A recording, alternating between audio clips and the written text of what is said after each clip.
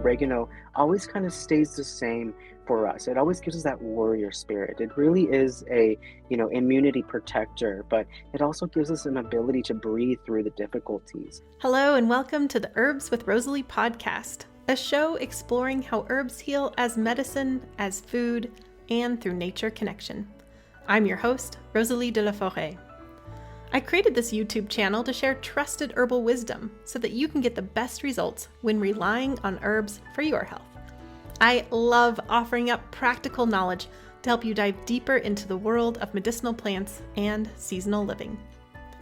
Each episode of the Herbs with Rosalee podcast is shared on YouTube as well as your favorite podcast app. Transcripts and recipes for each episode can be found at herbswithrosaleepodcast.com or through the link in the video description. Also in the video description, you'll find other helpful resources. For example, to get my best herbal tips, as well as fun bonuses, be sure to sign up for my weekly herbal newsletter. Okay, grab your cup of tea and let's dive in. It was truly a delight to connect with Jesus. He's doing such inspiring work with kids through the school systems just outside of Austin, Texas. And everything he shared in this episode felt important and impactful on many levels. I first heard of Jesus from my friend Mason Hutchison from Herb Rally, and I'm so glad that he suggested that we get in touch. Jesus Garcia is a Mexican shaman and herbalist teaching the traditions of lineage work through botanical practices of curanderia and community spiritual herbalism. Jesus is an early child care educator focusing on nature school fundamentals through holistic enrichment garden programs and is the founder of the Herbal Action Project, a nature play school and community. Well, welcome to the show, Jesus. Hello, hello. Happy to be here. I'm just so thrilled to have you here, and this is my opportunity to get to know you too. So I'm excited to hear about your herb path and what's brought you here to us today. I feel like that's such a loaded question. Like, what has brought me here today? I really do feel like the herbs have brought community just together for us to explore a little bit deeper of not only what we do in our family and our traditions, but also merging this beautiful connection of what is herbalism and how we can all join together to find a space that is not only healthy living in response, but also a traditional use, how we can bring some of these ceremonies into our life today.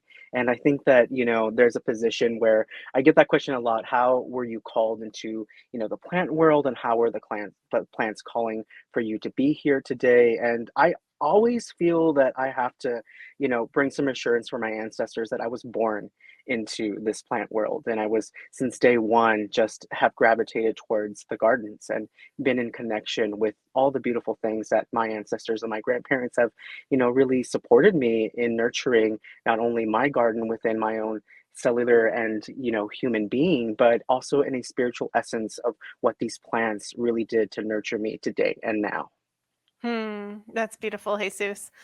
I just had this vision as you're talking of this, like all of, your ancestors standing behind you and supporting what you're doing, but also because I know a bit about your work, you're like a seed dispersal yourself, spreading so many seeds out into the community, especially with young minds, which I'm sure we're going to get to talking about.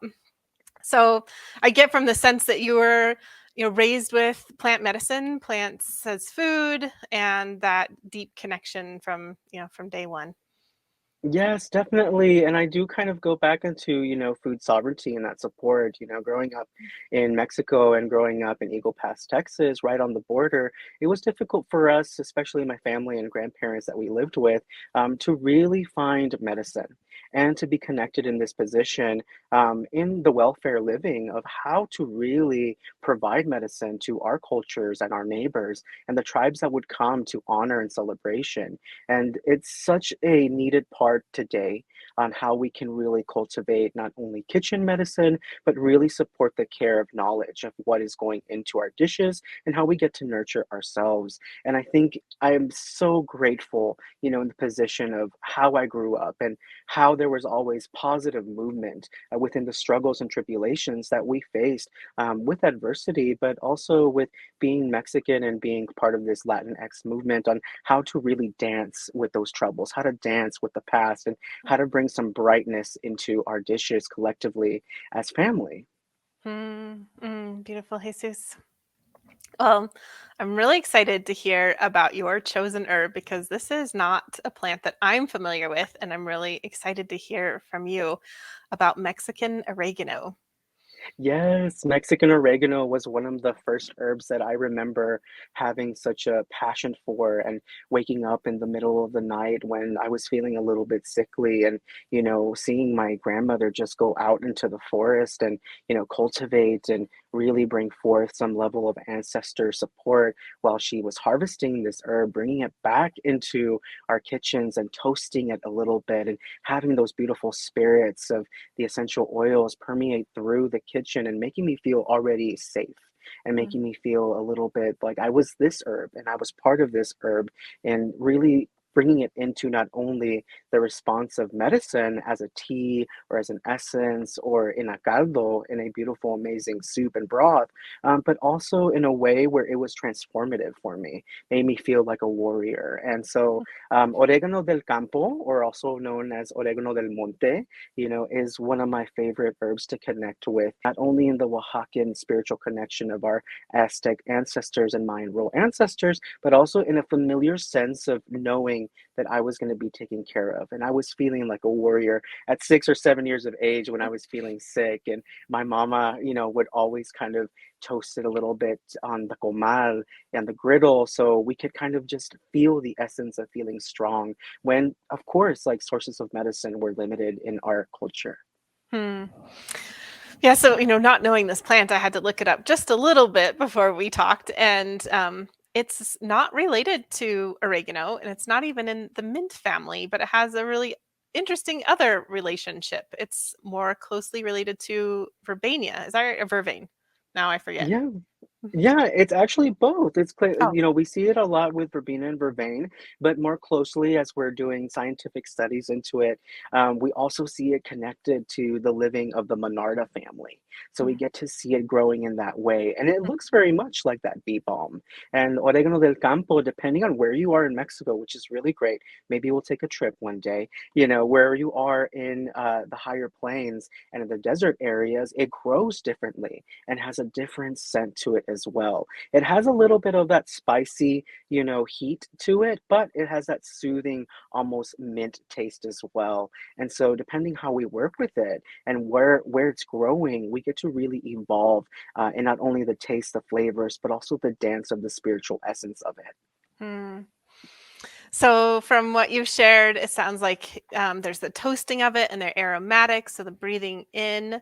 And you mentioned a Mm. tea. Did you mention tea? I think you did. Yes, Yeah. yeah. So what my grandmother used to do is that she'll, of course, harvest it, bring it back into our houses, and she would toast it on a griddle and make almost like a sage bundle of it and toast it lightly. Because as we know, sometimes when we're very young, the volatile oils, the essential oils, can be a little bit difficult on our tummies. So she Mm, would toast it a little bit so those interesting. volatile oils can really permeate through, and then we would put that in normally soups, caldos is what we call it. But with that, we would be drinking the caldo as it was boiling. So we would be drinking this beautiful warm infusion as it was boiling. And it turns from this kind of bitter taste to a very sweet and soothing taste. And you Mhm. get to see the oils on top of the broth. And then we would add, of course, beautiful, amazing things like grains to make a porridge, or to even have it in a vegetable stew. I love it. Medicine, food is medicine. Yes. Yeah.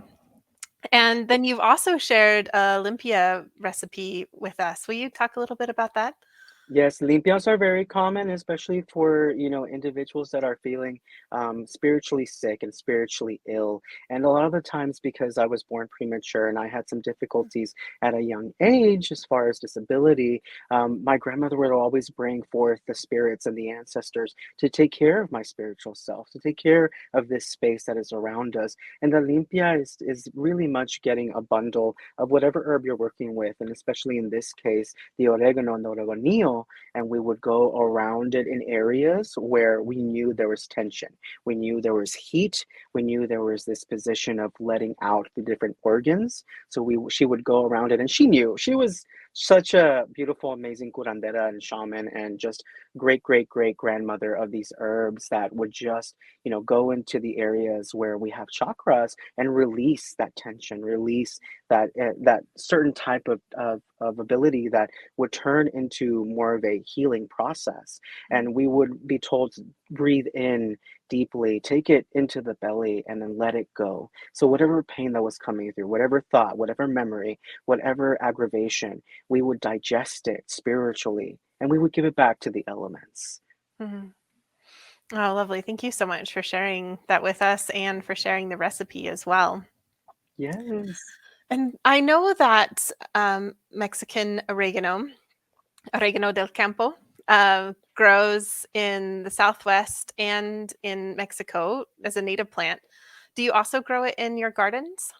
I do. So I do grow it in my gardens, and this is an ancestral herb that we were had to leave, Mexico had to leave the border cities in a very rushed state because there was a lot going on when I was growing up in that early 90s that we needed to just transplant ourselves. And so my mother, she loaded up the car, and one thing that, really spoke to me as a child was, bring it home with you and really kind of create a sovereignty piece of a living altar with it. And so we've been having this generation of oregano, a very familiar oregano, growing in our garden for some time. And though I don't use it as much for cooking, I do use it a lot for limpias. Mm. And people that are coming to our food forest, that are coming into our gardens, they tend to really linger around it. So when we're doing a plant meditation, I always secretly see where they're going, and they always kind of pause next to the oregano. Mm.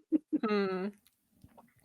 Well, I feel like I really want everyone to know about your gardens and your work.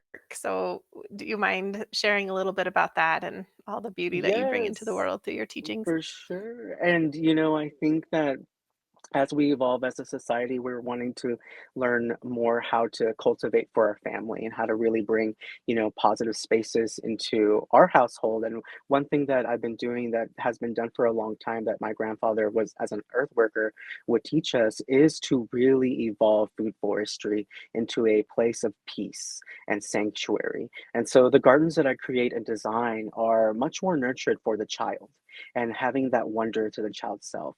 So the food forest that we have, not only does it have bioregional, herbs that we work with and cultivate with and make medicine with, we also have a lot of the curandissimo herbs, a lot of the spiritual shaman herbs that are here to really support our ancestors and to create altars. And so every little pocket of our gardens and our food forest has not only food, it has a beautiful sensation of spiritual care, but we also have this amazing gift for doula care on how to really leave things in our garden. And so when I'm doing meditations for everyone that comes through, I usually give them a stone so they can go and plant it, or give them some Mm. seeds so they can create and cultivate that particular food forest into a beautiful evolved connection of family. We're all connected. We all can share seeds and we can all grow together through every season. And that's what these gardens do. And they got a little bit popular in the school district because I'm also a pre-K teacher. So I started teaching enrichment garden classes and herbalism holistic classes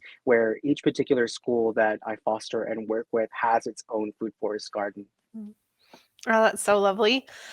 What you're describing is like just truly this embodiment of all the gifts that herbalism has to offer, in that some people might be like led into herbalism as like, oh, did you know that plantain can be used for bug bites? Or, just like a really simple, like this for that. Like, oh, instead of, Neosporin, I can, use calendula or whatever, just a simple thing. But that is just such a, and it's a really cool thing. I think when that happens, it is often our ancestry like calling us back to Hmm. the plants.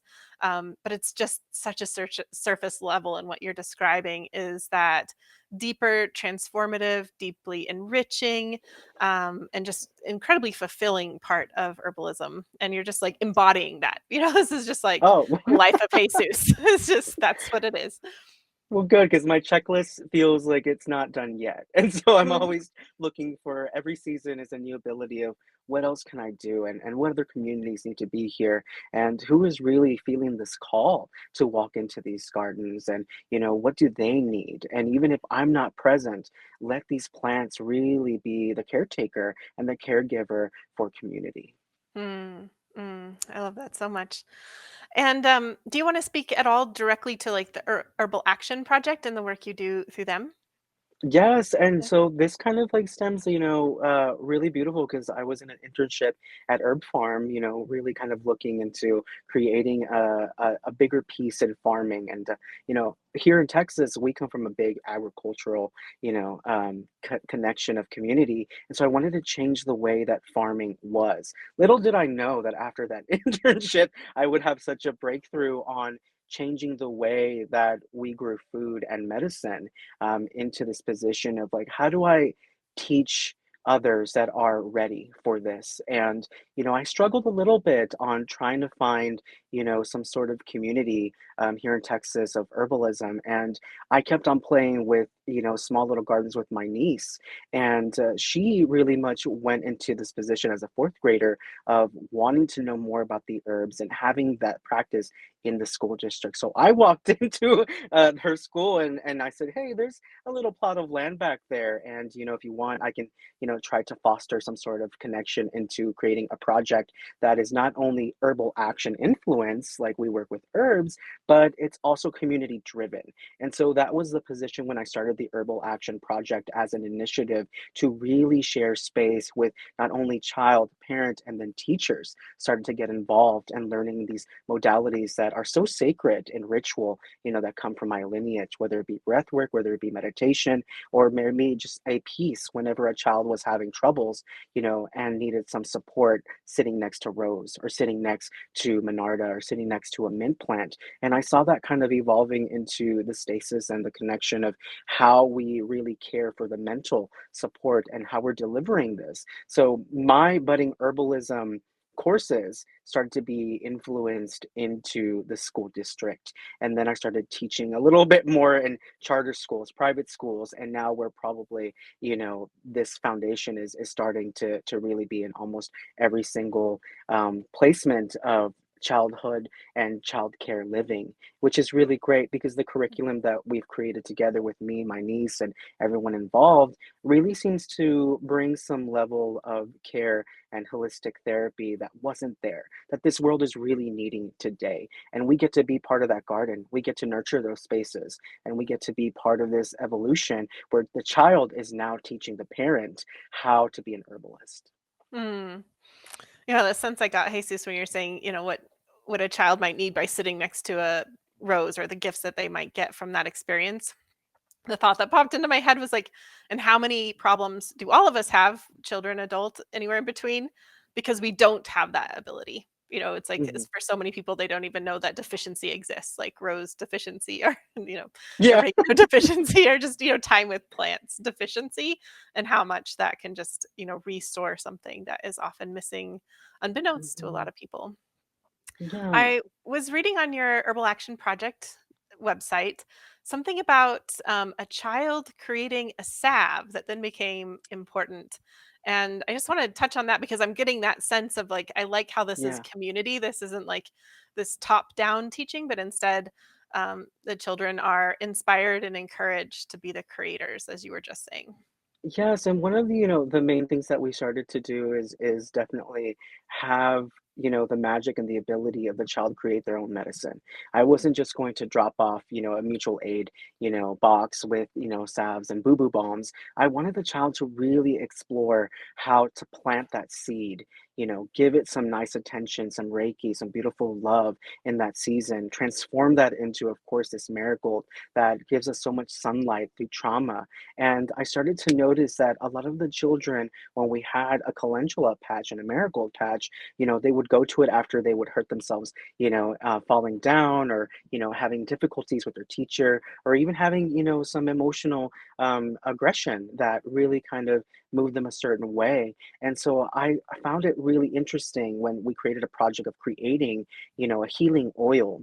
And we saw this in the classes where these children were now forgetting about their traumas and they were sharing collectively. They were becoming their own tribe and they were passing around the olive oil and giving it some whispers of positivity and then touching each calendula petal and just singing to it as they were putting it into the mason jar. And then all of them together collectively just dousing this beautiful mixture and hugging it every day for 30 days, giving it a new attitude, a new possibility, and then placing that, of course, with some shea butter and making their own boo boo salves where they can give it to the world and send it out to different schools. And that to me opened up the mindset of I need to be teaching, these ancestral rites of not only emotional and energetic herbalism, vibrational therapies, to these children, but the children should be teaching this as well. And so we started to see the fourth graders teaching the eighth graders, and then the eighth graders teaching the 12th graders. And it became Mm. such a wonderful connection of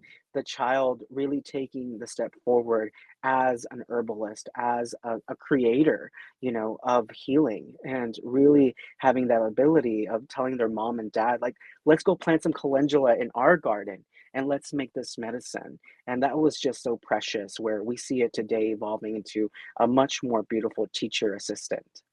Mm. Well, my thought after that, Jesus, is like, well, that's the world I want to live in. Yeah, that's just so beautiful. And again, I just, someone I was raised in very much the, teacher authority hierarchy, be taught, do what you're told structure. Yeah. And it feels very freeing to hear and inspiring to hear, how these children are being really, held up to Mm. create their own and be able to, create their own magic in their own way of herbs and their own beauty. Thank Um, you so much.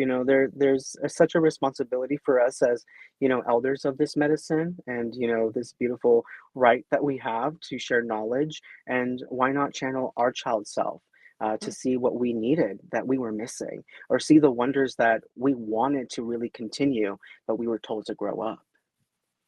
mhm. I could also just see like at that age and just, it's kind of there's like a free mind kind of thing that it'll just really be interesting to see how this keeps growing and how the ripple spreads and the creativity that can come from that type of teaching. And yeah, I just wow. Yeah. Well, we got on to the herbal action project. I didn't really ask if you were done sharing about oregano del campo. Is there anything else that you Mm. wanted to share about this wonderful plant? The wonderful things that I do, especially because we just had the solstice, is, in our lineage, we really praise the sun, and we praise that connection of what the sunlight can bring us. And through different, allocations within our system and our body, and each organ, really holds trauma. And so the oregano really kind of helps me in a position when I bundle it up with rose to bring forth not only protection in my spiritual worth, but almost tap in, with the ability of the rose thorn, to open up certain traumas and difficulties that we're holding on to as adults, and how we can really take that deep breath in, like my grandmother taught me, and send it back out. And knowing that we don't have to harbor those feelings anymore. And it can be transformative and brought to light by the sunlight, and how the sunlight can be warm and really be in this connection of us really tasting those bitter notes of that trauma and having it transform through something else that's going to be brought into our gardens. And I think, there's such an ability to be shared in any different, in many different cultures, and how we differently work with these beautiful plants. But I feel oregano always kind of stays the same for us. It always gives us that warrior spirit. It really is a, immunity protector, but it also gives us an ability to breathe through the difficulties. And so sometimes my clients, when they're, going back and forth in their busy lives, and I tell them, just get your oregano bundle out. I know it's in your car, and just kind of crunch it a little bit and smell those notes and breathe through it, whatever's happening. You have that moment for yourself, and you get to really explore different notes of how oregano wants us to really be shown, and how we want to step forward into the right of healing in ourselves. Mm, um, Thank you for that addition. That reminds me, I'm reading Writing Sweetgrass by Robin Wall Kimmerer right now for like the seventh time or something, and it's like my guidebook to life. But right now, I'm doing it as a book club with my Rooted Medicine Circle Oh, students, and so mm, it's really fun to read it, essay by essay and discuss it.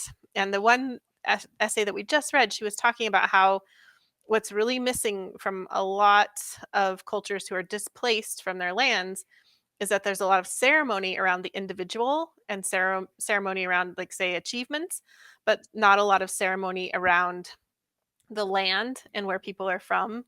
And that's also just something I'm seeing coming through you, this celebration of the sun, the celebration of the plants that are growing here and now, and how, just how worthy that is of celebrating. So yeah, thank Yes, you. and every day, every day is a celebration, and it's hard for us who, have a busy schedule in the modern day of the human experience. And I do feel that it should be celebrated. I do deaf doula work a lot, and I was a, caregiver, for my grandparents as they were passing. And in the Mexican lineage, we honor death. We honor that beautiful cycle of, okay, what comes next? The new beginnings. And every day is a blessing. We not might be here today physically, someday, but we get to really appreciate it and feel everything and be connected into every single cycle of what living can bring us. And that is really expressed through the plants. Mm. Well, Jesus, I wish I could be one of the students in your pre-K Yes, come practice. on through. I do really hope to come down and see you one day, so that's definitely on the list.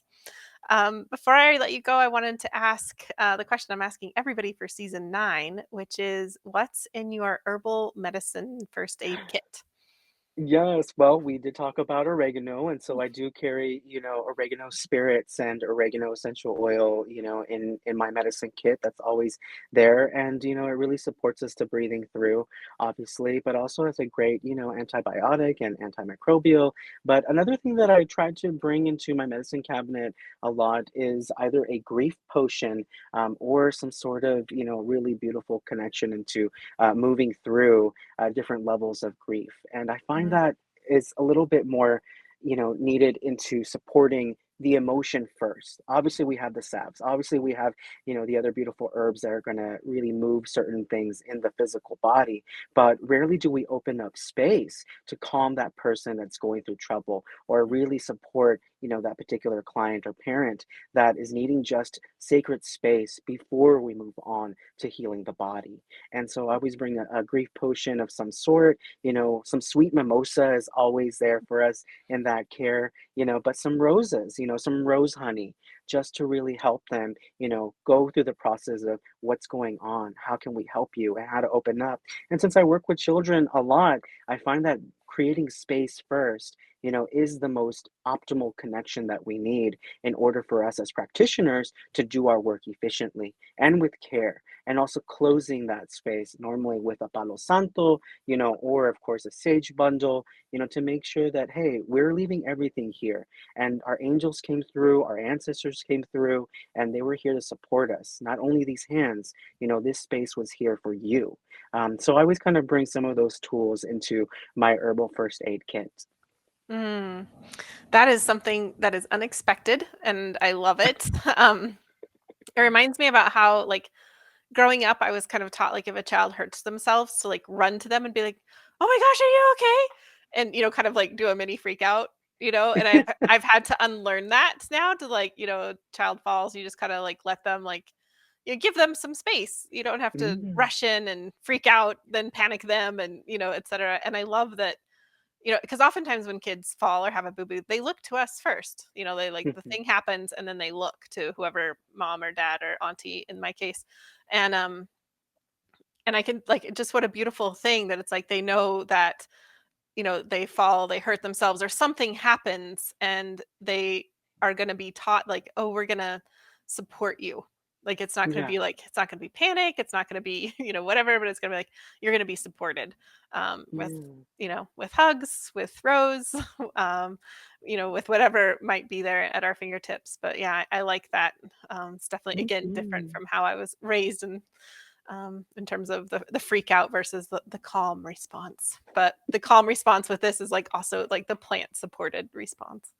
Yes, Yeah. I've been working pretty diligently on restructuring, nurse cabinets and school nurses, really kind of restructuring how they talk, to the child, because sometimes the child, they're feeling the pain and so they're quivering. It's hard for them to really tell us what is going on. And so what I try to do, and this is in about 6 of our schools now, which is great, is each school nurse center has a little fairy garden. And we have, of course, all the healing, plants there like calendula and echinacea, and the child gets to sit there for a second. Like, do you need some a moment to sit down so you can tell us what is going on. And we'll oftentimes find that they're just ready to just kind of go into the garden themselves, like little chickadees, little birdies, and then kind of let in, what is going on so we can safely secure them, support them, with whatever is going on through their body.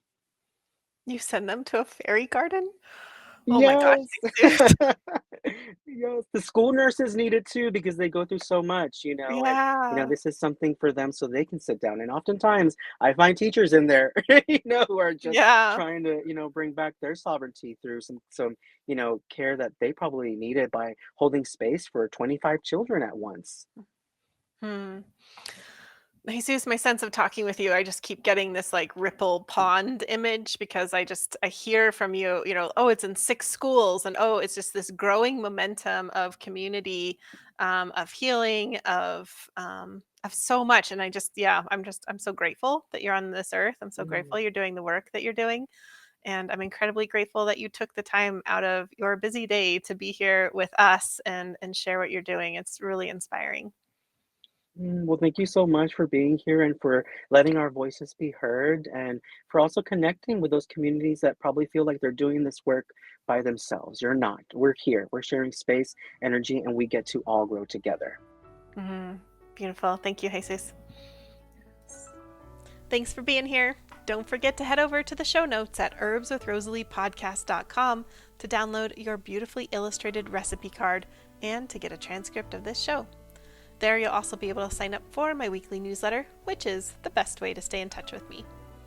You can also visit Jesus directly at herbalactionproject.com and shamanjesus.org. If you want more herbal episodes to come your way, then one of the best ways to support this podcast is by subscribing on YouTube or your favorite podcast app. I deeply believe that this world needs more herbalists and plant-centered folks, and I'm so glad that you're here as part of this herbal community. Also, a big round of thanks to the people all over the world who make this podcast happen week to week. Nicole Paul is the project manager who oversees the whole operation, from guest outreach to writing show notes to actually uploading each episode and so many other things I don't even know. She really holds this whole thing together. Francesca is our fabulous video and audio editor. She not only makes listening more pleasant, she also adds beauty to the YouTube videos with plant images and video overlays. Tatiana Rusakova is the botanical illustrator who creates gorgeous plant and recipe illustrations for us. I love them. I know that you do too. Christy edits the recipe cards, and then Jenny creates them as well as the thumbnail images for YouTube. Michelle is the tech wizard behind the scenes, and Karen is our student services coordinator and customer support.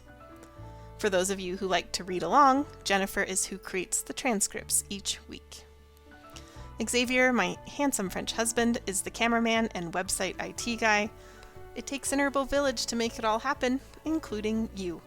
One of the best ways to retain and fully understand something you've just learned is to share it in your own words. With that in mind, I invite you to share your takeaways with me and the entire Herbs with Rosalee community. You can leave comments on my YouTube channel, on the herbswithrosaleepodcast.com show notes page, or simply hit reply to my Wednesday email. I read every comment that comes in, and I'm excited to hear your herbal thoughts about Mexican oregano and ancestral ties to plants and lands, and even all of the cool ways that Jesus is teaching kids about the land and vice versa. Okay, you've lasted to the very end of the show, which means you get a gold star and this herbal tidbit. Well, I hope you enjoyed this conversation as much as I did. And now I'm also excited to try Mexican oregano. As we shared, this plant isn't a mint like Mediterranean oregano, but instead is a member of the verbena family. You can buy the dried plant at online apothecaries like Mountain Rose Herbs. I also found nurseries selling the plant starts.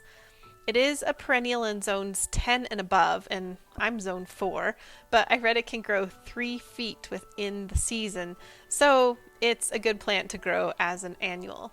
It likes sun to partial shade and prefers drier conditions. Also, it's going to attract a lot of pollinators like butterflies.